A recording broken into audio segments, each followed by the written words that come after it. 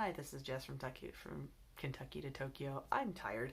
Um, I was supposed to do a Wednesday Japan news roundup, but things kind of didn't happen that way. I kind of got caught up at work, and then also just things happened. So no Wednesday Japan news roundup. However, let's talk about like the upward trend in COVID-19 cases in Tokyo. So for the past for before today, for the past 5 days or so, we've been up over 50, and everybody was going, oh no, okay, because we had been fluctuating in the double digits for a couple weeks now, and about 18, 20, okay, going up and down, though nothing was considerably alarming. Most of the cases were traceable, and still most cases are traceable in the Kabukicho and Shinjuku nightclubs areas. It's been people in their 20s to 30s, and most of them have been asymptomatic. The same old spiel that has been given over and over and over again. Okay, fine, fair. But then, well, today we got the breaking news of over 100 cases. It's 107 cases in Tokyo. Whoops. Yikes. The part about it being over 107 cases, that's not too bad in the grand scheme of a COVID-19 statistic, because America's looking at hundreds of thousands of 10,000s of new cases all over the place. In terms of things that could go horribly awry, it's not quite that bad yet. In terms of bedding capacity, we could have a problem if it was to go over, say, about 1,000 people, because it's about 1,000 beds in Tokyo that are made for specifically ICU, intubating people for COVID-19. Again, it spreads rapidly. It spreads 3 times fast. So one person can give it to 3 people. One person those 3 people pass it to 3, and on and on and on. There are so many graphics that talk about how flu, where we have vaccines and things, it stops the spread. But then with COVID-19, we don't have a vaccine, so we can't do that. So now we're talking about these cases, 21%. There is no tracing. We don't know where it's coming from, which sucks. So because 21% of these cases are not traced, they don't know where they originated from and where they have spread to, and so whoops, we don't know. That sucks.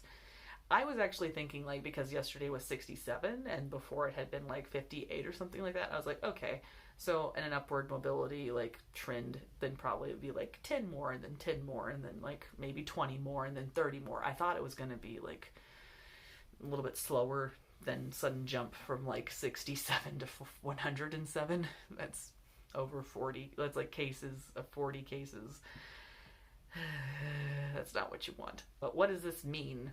The answer is up in the air, because really, Koike doesn't want to shut things down. Governor Koike really doesn't want to shut down Tokyo again.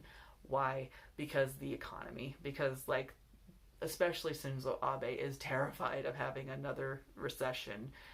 He really is already an unpopular politician, but then the idea of having another bad recession would really hit his popular public image, well, unpopular public image, I guess. So, and he's already had the Olympics postponed under his watch, per se. It's not something he desires, is to have Tokyo, one of the major metropolitan hubs of the whole entire country, to just stop again. That's not something that either one of them wants. They don't like each other, kind of, but they both kind of agree that a recession would not be great for either one of them. And this, you're well, politics, why does this play a part? Well, actually, a lot of people are thinking that the state of emergency isn't going to get called because there's an election coming up. And the election, I believe, is this Sunday, or next Sunday. And yeah, so let's say you're a politician, you're Governor Koike, and in your shoes you have the choices between calling a state of emergency, where you suggest to shut things down, but then you have voting, right? And so you shut everything down, immediately what happens is people are going to say, what? That's right, they're going to say that you're doing voter suppression and you're trying to keep people from voting, it's what has happened, kind of, we've seen in America, or voting stations were kind of closed and everything. So there is the possibility that that could happen here in Japan, where, oh, okay, the cases, let's pretend this is not happening probably, but let's say that like the next day it's 150 and the next day it's 200 and then it's 300, and then there has to be a state of emergency. Koike would look really bad to shut down the city. Like, it would look like she shut it down specifically because of that. So that's not what she wants, and that's not what Shinzo Abe wants. That's not what really any of the politicians or the economic ministers or anybody, none of them want to shut it down. Because if they shut it down, it would look bad. If it looks bad, they can't get reelected. Yeah. And also economy. Because these are these are very much their priorities too. They made it very obvious throughout this entire thing that the main priority really isn't really health and wellness of people. It's really the economy. It's really like, oh, we have to keep the economy going. And they put the economic minister in charge of like the COVID-19 response. So that tells you a lot. Like, it's very much all about the money. It's really not about people.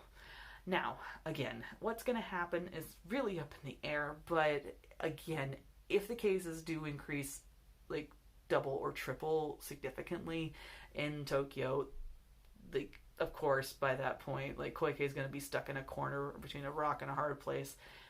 And most likely the state of emergency will have to happen, because if the beds are overflowing, which it could happen, so if the beds are not available for emergency care, or if the ICU beds are not available for people, that would be the worst case scenario, and that would be untenable. Like, that would be it. There would have to be a state of emergency. I don't, knock on wood, I don't see a foreseeable scenario where that would happen before the election. So most likely, my prediction is the cases continue to increase because we aren't able to trace these cases. There are more clusters. People are going to work and people are going to school, and people are, of course, now like safety fatigue and exhaustion from the all of this. Like, people aren't going to be as careful because, oh, I haven't caught it and I've been out and about for a month now. It should be fine, right? Except like, it's still here and it's still going to be here for quite some time. But people just, they get tired, they forget. I even actually forgot my mask by accident. I left my house, I got halfway to work, and I realized that I had forgotten, and I had to run into a conveni, and I grabbed a handkerchief and two hair ties, and I made like an emergency one. I was just really, really tired. I'd stayed up late the night before, and I just left the house without one. So things like that, just simple accidents, could get you a COVID-19 exposure. So, yeah, it happens. So being like, going to work, going to school, like, your danger level, it's there, it's around. And we're not shutting down. We're not staying home. Like, the cases are going to increase. That's just going to happen. So with Governor Koike and with all the governors of the surrounding areas are all talking, and they're all having meetings, and they're all discussing, like, should we do this or should we not do this? And right now it's just, we're just at a careful level stage of things where it's like, okay, we'll keep an eye on the situation. But it's not going to be a lockdown, even though there was never really a lockdown to begin with. It was more of a suggested lockdown, quarantine thing. So yeah. In personal notes, what this could mean for me in particular, if Tokyo shuts down, like, if it goes back to a state of emergency where it's like, we're going to shut down the schools and we're going to shut down public, governmental facility things, that would suck, because that means that my school would have to shut down as well, because we have students from Tokyo going into Chiba. If that were to happen, that means that my school shuts down. That means that most likely all the work that I had done throughout all of June and like this week, they would all be for nothing. Most likely. That my school would just kind of be like, oh, okay, just let them pass. I just okay. So that's a distinct possibility. But like personally, I'd have to remote work from home again. I'd have to do online classes again. But really, like my students, they could not go to school to do the final, and midterms and finals can only be done at my school, at the actual school campus, for reasons that I'm not entirely sure of, but okay. I think that a lot of teachers right now are kind of feeling the like frustration of the lack of technological what's the word, expertise that we have at like most Japanese schools. A lot of people are into the soft power like stereotype that Japan has held, that like, oh, we are technologically advanced. However, as I can tell you from someone who lives and works here, not really the case. Not really the case. What ends up happening right now is we have technology that we can use. The problem is not all teachers are comfortable using it or are trained to use it, and same with the children, because some kids have a really high level of understanding of, say, technology, and then other kids don't even have a home computer. They just have a smartphone. Because why would you need anything else? So we have problems like that. We have a wide range of kids who have just a smartphone, maybe, or we have kids who have an iPad. That's all they have, and there is no home computer, and there's no way to use a Zoom class because, oh, my iPad only has so many gigabytes of data. Ugh, Lord. So every single teacher, I think, across Japan is kind of in that stage right now where we're kind of like, okay, well, this whole year is kind of just borked. Like, in terms of how do you plan when something's going to get shut down at like any second?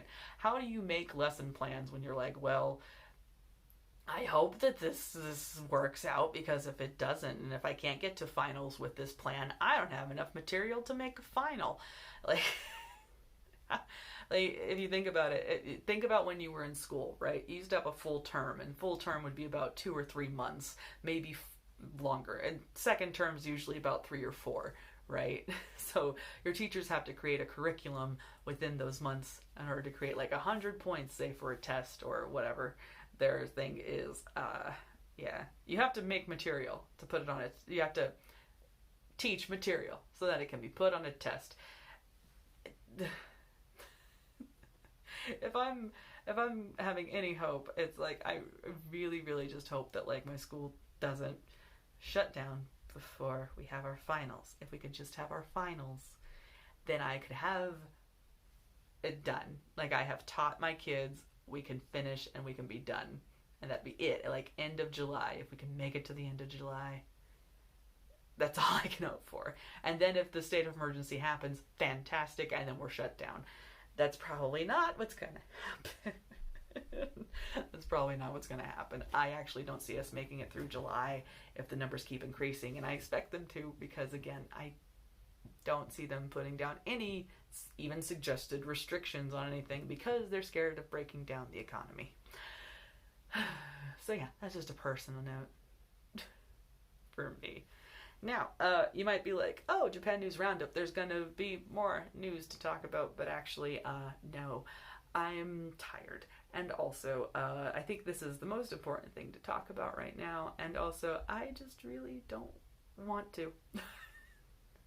I know that I should really, want to put more effort into these videos, and I know that I've been trying to be consistently okay or good at these videos, and I have improved, I think, pretty well on doing videos, but I need an out. I need to just let me have this one day where I just do one thing. Please and thanks. I appreciate it. Alright, I'm actually going to put up a video, actually well, next Wednesday, yes, but then also I want to put out a different video where I go to Shinagawa Immigration Center and I talk about how terrible that experience was. Oh boy, did I hate it. Okay, I'll see y'all in the next video. Bye-bye. Yeah, and stay safe, wash your hands. Thanks.